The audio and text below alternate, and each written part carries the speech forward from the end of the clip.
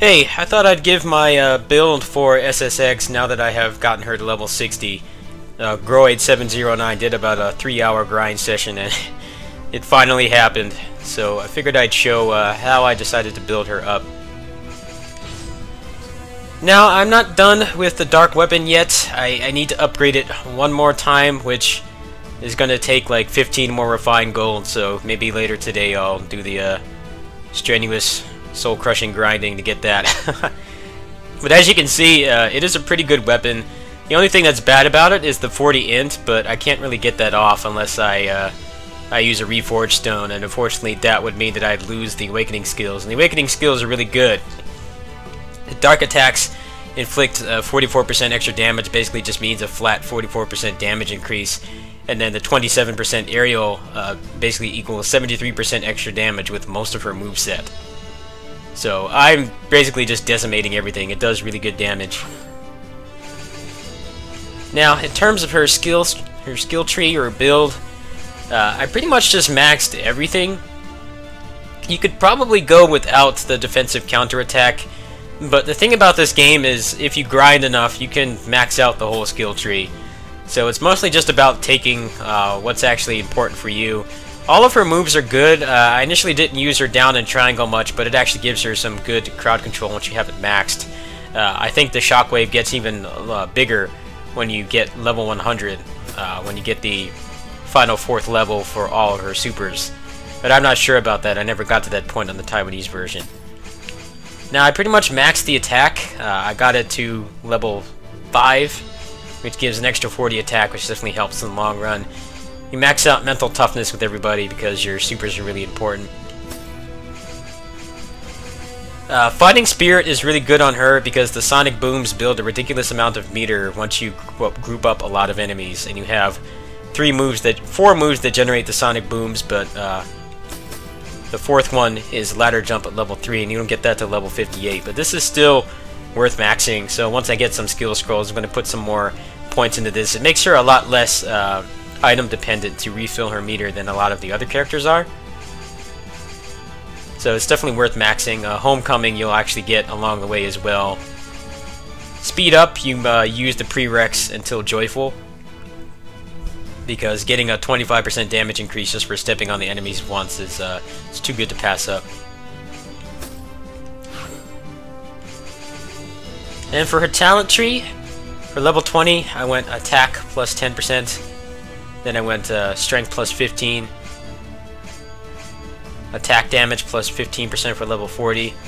Then the extra 2 super meters. And then attack plus 20%. So basically just raw attack power. A lot of this other stuff I haven't really found worth keeping. Especially since it's really easy to run through all your meter when you're in Fury mode. If you're running an invincibility build, then you may want to change this, but for now I just use this because it's basically enough to kill anything. In terms of her armor, I'm still working on it. I have the Heroine light armor, I have the chest piece, and the cape. I'm still working on the other pieces.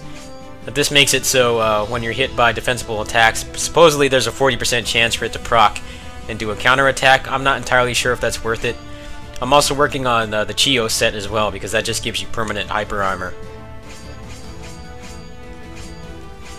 But I only have 2 pieces of that as well, so it's a bit of a grind. But yeah, that's basically her build. I'll go ahead and I'll show a little bit of 5.4 so you can see the progress here. Actually, I'm not going to use an assist since I'm not going to go through the whole run. Now, I'm still a bit of a glass cannon. Once I'm able to upgrade her armor, I'll definitely be able to take more damage. So it's basically just a matter of kill them before they kill you.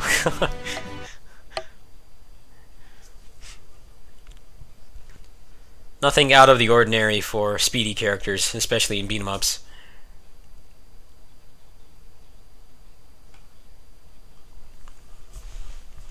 I'm actually waiting for a pizza at the moment, so I'm going to make this short.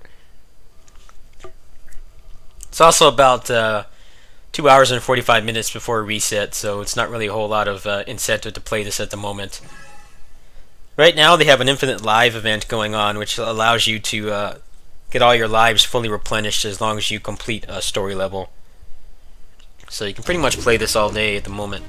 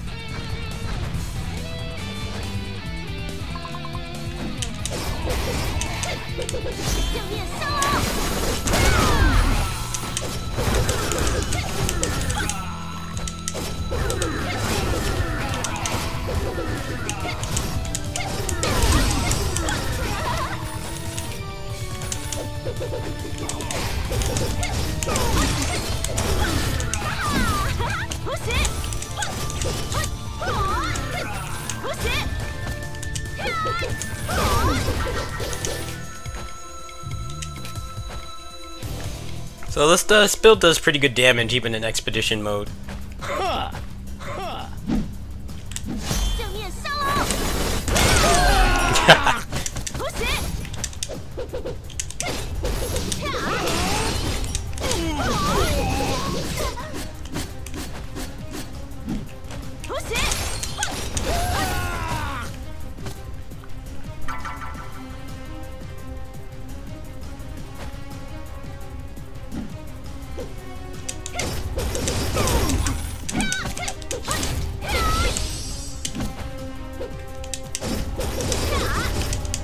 Let me use this super really quick so you can see how fast the meter builds up with the sonic booms. Not quite enough enemies yet. Build them up here. There's almost a full bar right there just with 2 enemies, so if you manage to group them up, you can pretty much make yourself a lot less meter dependent, or item dependent.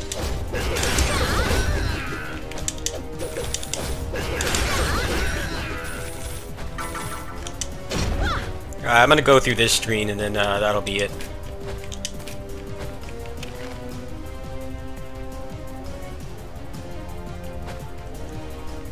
Actually, I'll see if Shangxiang spawns.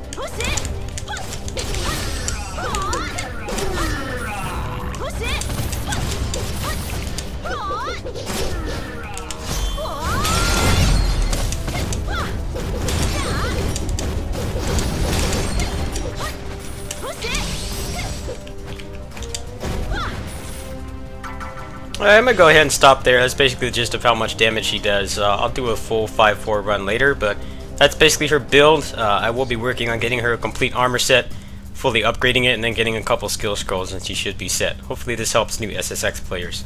Peace.